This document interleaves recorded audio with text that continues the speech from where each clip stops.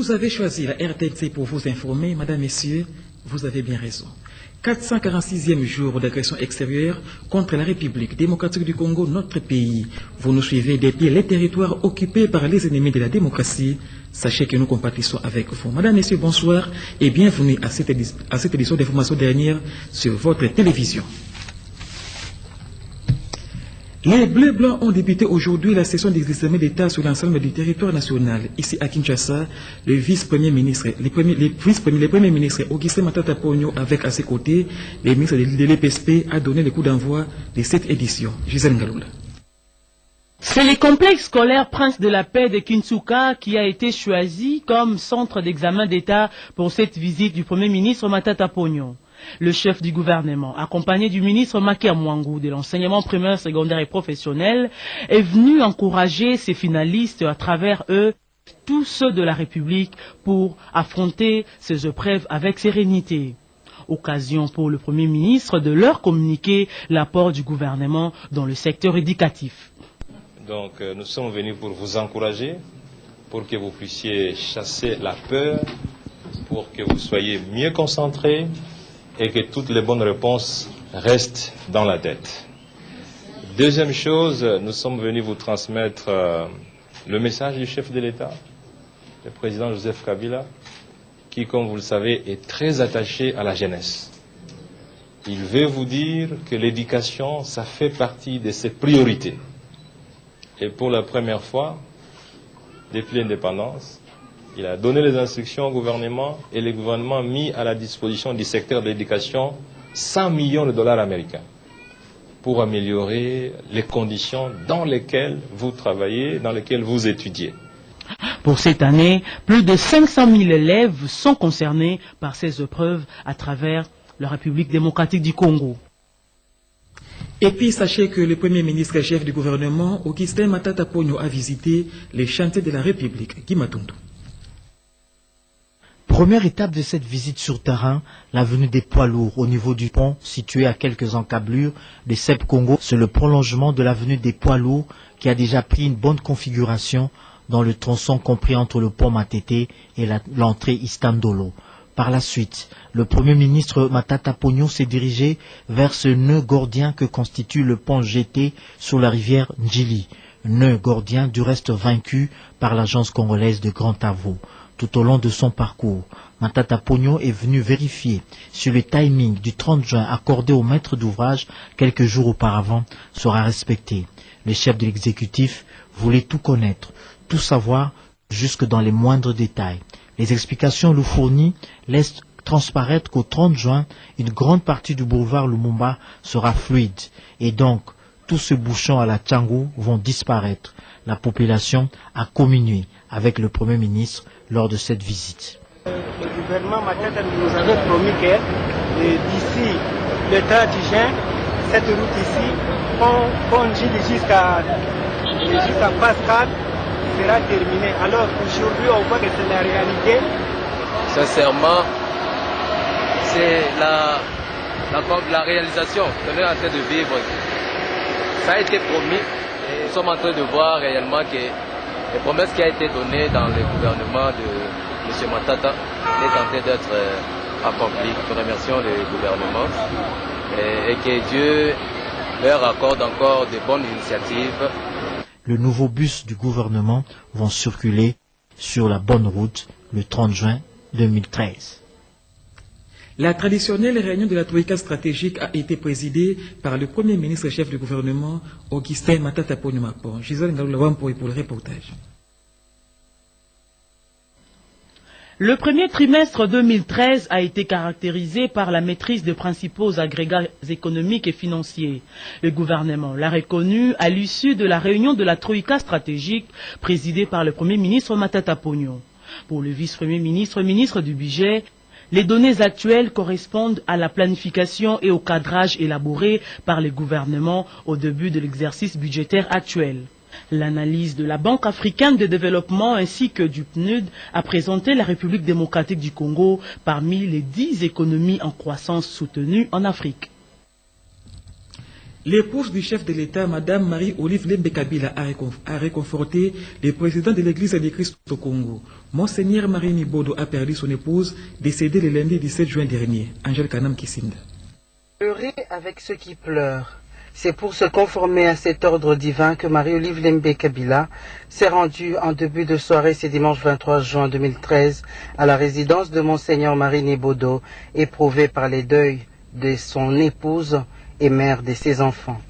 Devant les cercueils de Madame Charlotte Kebengi Ayenya Marini, la première dame de la République démocratique du Congo s'incline et dépose sa gerbe de fleurs signée couple présidentiel. C'est donc également au nom de son cher époux, le chef de l'État Joseph Kabila Kabange, que Madame Marie-Olive Lembe Kabila vient consoler le président de l'Église du Christ au Congo.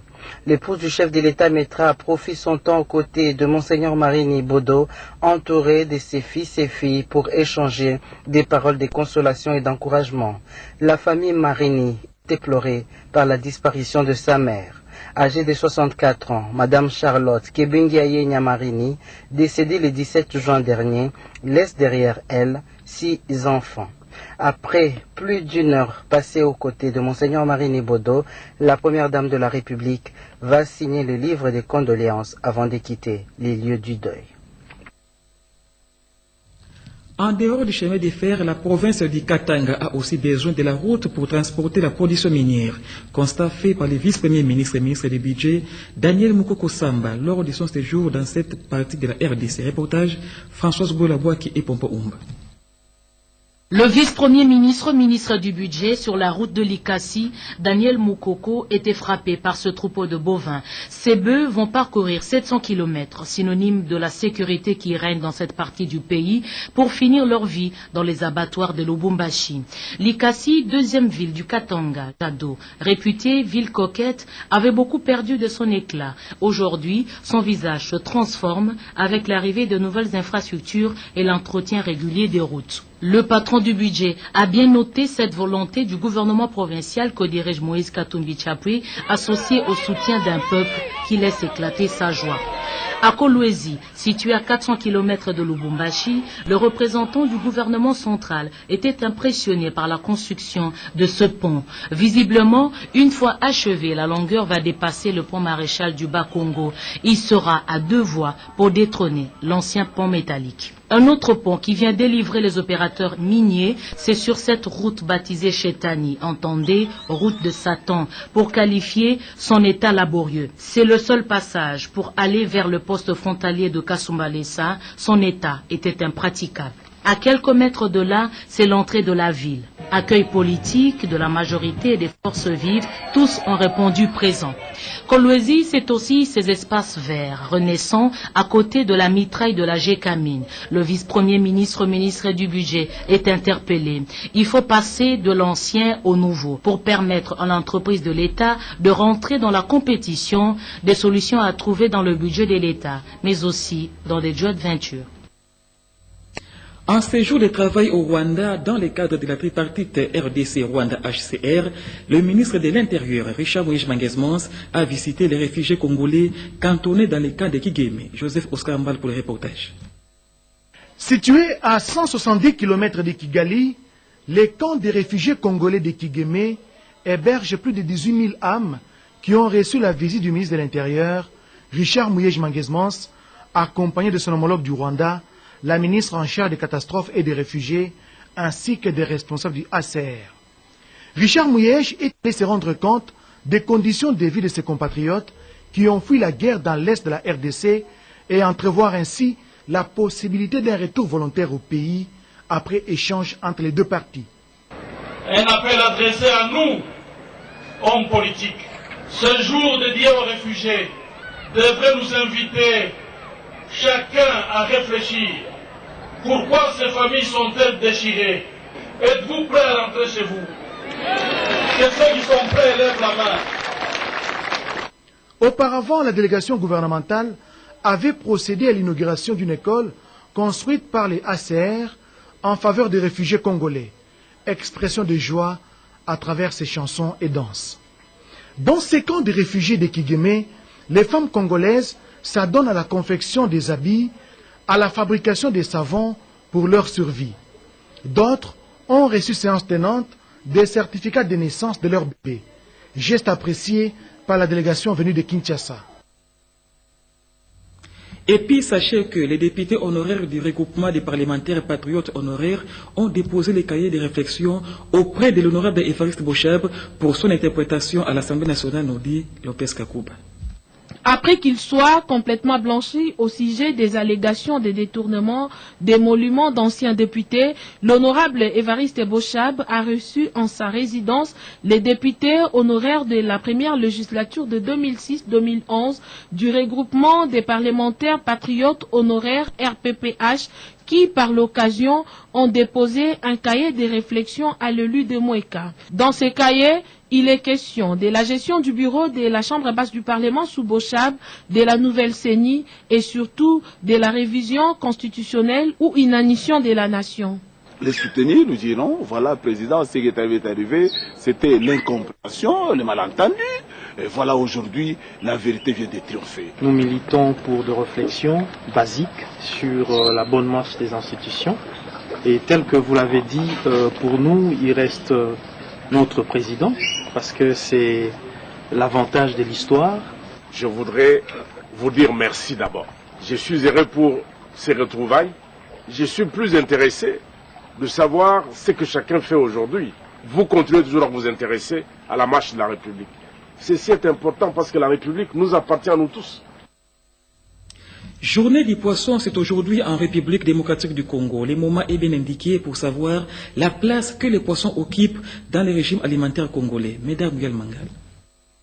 Avec un fleuve qui relie tout le pays dans une sorte d'unité nationale comme une boucle, des rivières et des lacs poissonneux, la République démocratique du Congo dispose des atouts pour nourrir sa population estimée à 70 millions d'habitants. L'échéance de chaque 24 juin est un moment d'arrêt pour s'interroger sur le chemin parcouru. Malgré la présence des rivières et des lacs poissonneux, force est de reconnaître que la majorité de la population dans les grandes villes ne consomme que des poissons importés au prix de millions de dollars. Le défi est de taille pour le gouvernement de la République engagé dans un front bien soutenu de la campagne agricole. À Kinkole, le ministre provincial de la ville de Kinshasa a identifié quelques problèmes liés à la pêche. Il s'agit de l'absence du curage des quais dans les ports, la multiplicité des taxes, l'inaccessibilité et l'interdiction d'accostage ainsi que le recensement insuffisant de pêcheurs. Son analyse a exploré la création d'une brigade de pêche. Pour sa part, le ministre de l'Agriculture et du Développement rural, Jean Chrysostome Vamouiti, a choisi Kalemi au Katanga pour célébrer la journée nationale consacrée aux poissons. Les entreprises multinationales et les enjeux du développement socio-économique et de la réduction de la pauvreté en République démocratique du Congo. Thèse de doctorat soutenu par M. Onésime Koukatoula Falache. C'était à l'auditorium de l'Université catholique du Congo. Djokoli Wanzenge Kosama et Joséphine Lionofolo ont signé ce reportage. Grande distinction, c'est la mention qui a été réservée par le jury à l'issue de la soutenance de la thèse de M. Onésime Koukatoula Falache, doctorant en économie de développement à l'Université catholique du Congo, UCC en sigle. Dans son travail scientifique, le récipiendaire a voulu donner une réponse aux préoccupations dialectiques de la contribution des multinationales dans le développement et de la réduction de la pauvreté en République démocratique du Congo. Alors dans ces cas, le doctorant Koukatoula s'est posé une série de questions, notamment sur le rôle de l'État d'inciter les multinationales à investir en faveur du développement socio-économique avec comme implication la réduction de la pauvreté. De ces questionnements, Onésime Koukatoula Falache a estimé dans son travail qu'au-delà de l'objectif classique, celui de réaliser les profits, les multinationales doivent intégrer une dimension sociale dans le processus de leur investissement. Ainsi, elles contribueront à la relance du développement socio-économique et à la réduction de la pauvreté en RDC, moyennant bien entendu quelques préalables. Nous avons conclu que les multinationales contribuent un tout petit peu à la réduction de la pauvreté et au développement socio-économique et des efforts restent à faire par le gouvernement pour les orienter vers des secteurs porteurs de croissance. Le boulevard Lumumba connaît d'intenses travaux de remise en état. La pose des nouveaux modèles des panneaux pour la sécurisation routière est intervenue le samedi dernier en présence du directeur général de l'Agence congolaise des grands travaux, Betty Amani.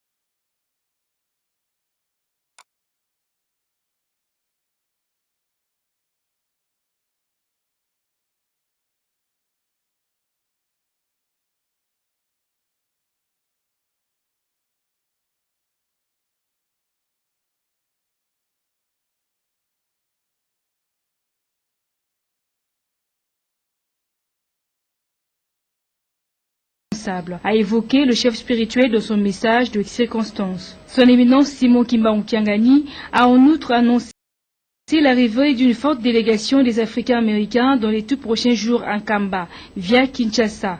S'en est suivi la visite d'inspection au complexe 4 maisons, la résidence des écoles conventionnées kimbongistes de la police nationale et celle des relégués sur le point d'achèvement. Le directeur général de l'Institut congolais pour la conservation de la nature a pris langue avec un émissaire du gouvernement français. De quoi ont-ils parlé? La réponse dans ce reportage de Jules Lombokachita. La communauté internationale avec à sa tête, la France veut sauver les éléphants du bassin du Congo qui sont menacés d'extinction à cause du grand braconnage. 60% de ces éléphants sont directement frappés par ce mode de destruction. C'est le but de la mission que M. Nicolas Hulot, envoyé spécial du gouvernement français, entreprend dans les pays du bassin du Congo.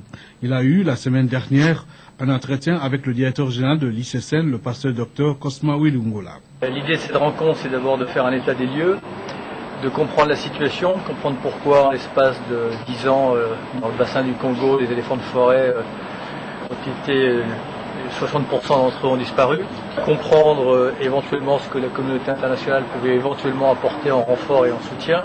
Après cet état des lieux de la faune et des aires protégées du bassin du Congo, des stratégies seront arrêtées pour aider ces pays à lutter contre le braconnage des éléphants. Et puis le directeur général de l'Institut congolais pour la conservation de la nature a apaisé la grogne au jardin botanique de Kisantu dans la province d'Iba-Congo. Image et commentaire, Gilles Lombokachita. La permutation de 6 agents du jardin botanique de Kisantu pour d'autres aires protégées de la République a créé un malaise au sein du personnel de ce jardin. De ce fait, les agents du jardin botanique de Kisantu ont initié une pétition réclamant la démission du directeur du jardin. Une réclamation à coloration régionaliste. Informée, la direction générale de l'ICSN a aussitôt réagi. Son directeur général est descendu dans le Bas-Congo pour apaiser les esprits. Dans cette démarche d'apaisement, il a consulté toutes les autorités politiques et de la société civile de cette province, ainsi que le personnel du jardin botanique de Kisantu, pour leur démontrer le bien fondé de cette politique de permutation du personnel que l'ICSN entreprend. De mutation des 6 agents du jardin botanique de Kisantu n'était pas un fait isolé et qui s'inscrivait très bien, ou elle s'inscrivait très bien dans la ligne droite de la réforme et de l'organisation aujourd'hui, de l'ajustement en fait de nos structures du personnel. Le jardin botanique de Kisantu fait partie du patrimoine naturel de la RDC. La politique de permutation du personnel contribue à la cohésion du sentiment patriotique national. Elle doit être encouragée. Restons à Kisantu pour parler cette fois de la célébration de la journée de l'enfant africain. Marie-Chemène Kamokachwangi. Le jardin botanique de Kisantu dans le Bas-Congo a été choisi par la Vision mondiale pour célébrer la journée de l'enfant africain avec les enfants, membres de 10 programmes de développement régionaux. Le thème de l'année porte sur l'élimination des pratiques sociales et culturelles néfastes et affectant les enfants, notre responsabilité collective. En présence des autorités du district de la Lukaya, les différents programmes et parlements des enfants qui collaborent avec la vision mondiale pour la protection et le bien-être de l'enfant ont dénoncé les pratiques néfastes exercées sur les enfants à travers des scénettes et poèmes en vue d'amener les communautés, les familles et les autorités à prendre conscience de ces pratiques et à s'engager pour les éliminer. Les enfants ont illustré quelques cas typiques des ruptures familiales provoquées par l'irresponsabilité et la pauvreté des parents avant de présenter un plaidoyer contre les pratiques socio-culturelles néfastes, la non-scolarisation des enfants, le non-accès des enfants aux soins médicaux, l'abandon des enfants dans la rue et les phénomènes Puluna, les viols sur mineurs et autres. D'où leur souhait pour une meilleure protection des droits de l'enfant. World Vision accompagne l'État congolais dans la protection de l'enfant, selon son directeur national qui a exprimé l'engagement de travailler avec le Parlement des enfants en vue de renforcer leurs capacités pour qu'ils deviennent des leaders maintenant et dans le futur.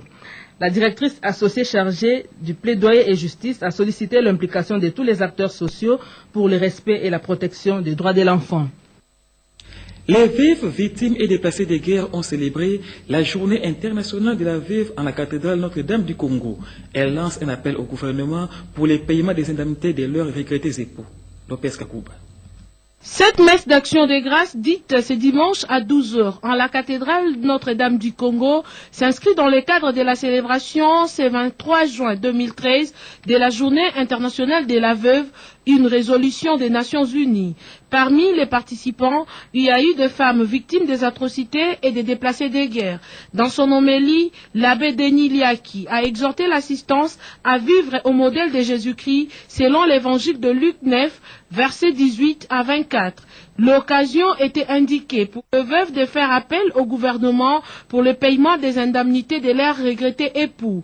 Le message que nous pouvons donner, c'est le courage, la persévérance, ne pas croiser les bras et la prise en charge de soi-même. Consciente du rôle du travail, la présidente de l'association de veuves a invité ses membres à se prendre en charge par l'apprentissage de métiers afin de subvenir aux besoins élémentaires de leur progéniture. C'était une journée d'écouter la parole de Dieu et de penser à l'autre et d'essayer quand même de se tenir debout dans la dignité.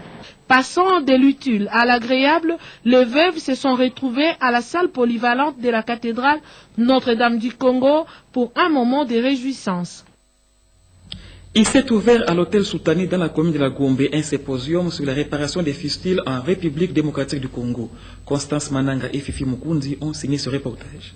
Symposium sur la clôture du projet Fistulaker s'est terminé avec une note d'espoir, d'où les thèmes vers une génération sans fistule. Dans son mot de bienvenue, la directrice du programme national de la santé et de la reproduction a donné la situation de la fistule en République démocratique du Congo, soit 40 000 femmes sont porteuses de cette pathologie. Ce avant de saluer les efforts déployés par les partenaires Engender Health du projet Fistulaker, un projet financé par USAID. Les coordonnateurs du projet en RDC, Michel Punga, et la chargée du programme Fistulaker à l'hôpital Saint-Joseph, Dr Dolores Nembunju, qui ont tour à tour présenté les projets et l'enquête réalisée sur les conséquences de la chirurgie réparatrice des fistules, ont émis le vœu de voir ces projets être prolongés à RDC. C'est le représentant du secrétaire général à la santé qui a ouvert ce symposium, qui marque aussi la 4e réunion de la communauté des praticiens de la fistule en RDC. Rappelons que Fistulaker est en RDC depuis 2008. 6 sites sont ciblés à travers le pays pour la réparation des fistules, le renforcement des capacités du personnel, ainsi que la réintégration des fistuleuses dans la société avec 8 publications scientifiques et 11 rapports de recherche. Page noire dans ce journal, le directeur général à l'intérim de la RTNC, Madame Nicole Ndimambu Kitoko, a rendu un dernier hommage à M. Victor Kouakou, cadre à la RTNC décédé le 14 juin dernier. Mireille Kumbu.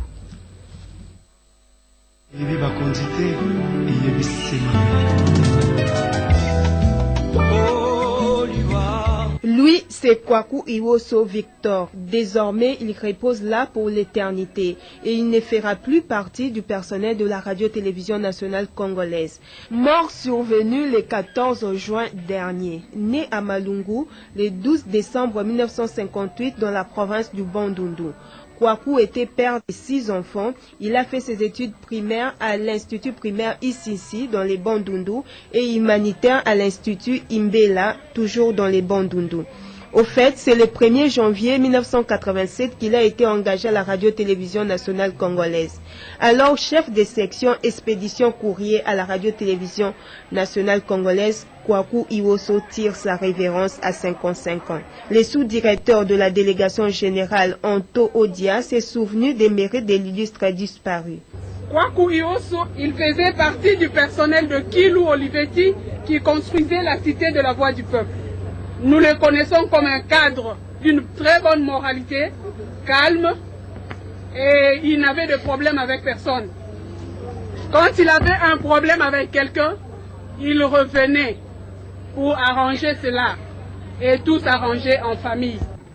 Il s'en est suivi le dépôt de gerbes de fleurs de la direction générale par le directeur général AI de la radio-télévision nationale congolaise, Nicole Dimbambu Kitoko, et celui du personnel par le directeur des ressources humaines, Aimé Manzongo, avant de l'acheminer au cimetière de Kintambo où il va demeurer pour l'éternité.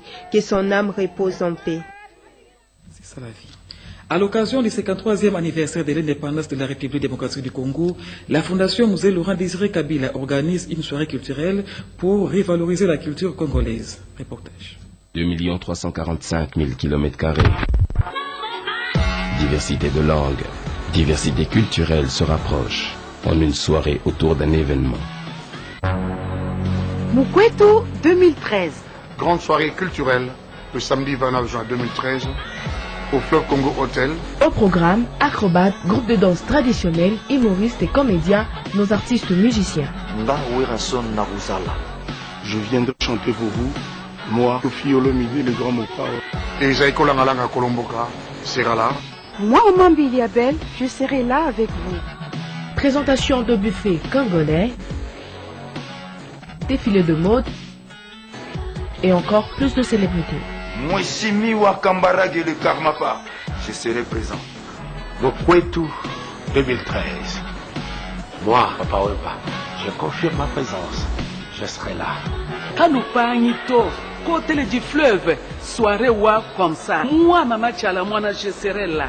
Ensemble, célébrons la culture congolaise. Un événement signé Wezi Entertainment. Mukwetu 2013, Yabiso Moko. Merci Wezi Entertainment. Voilà, ça n'est fini avec cette édition d'information réalisée par Julia Chulumba, coordonnée par Joël Lungenza Bikanga sous la direction de Guillaume Kukumamengi Panji. Hervé Mpodibunga a concouru à sa rédaction. Équipe technique Alain Galia et Patrick Mbambo. Madame, Messieurs, merci de votre fidélité. Restez avec nous.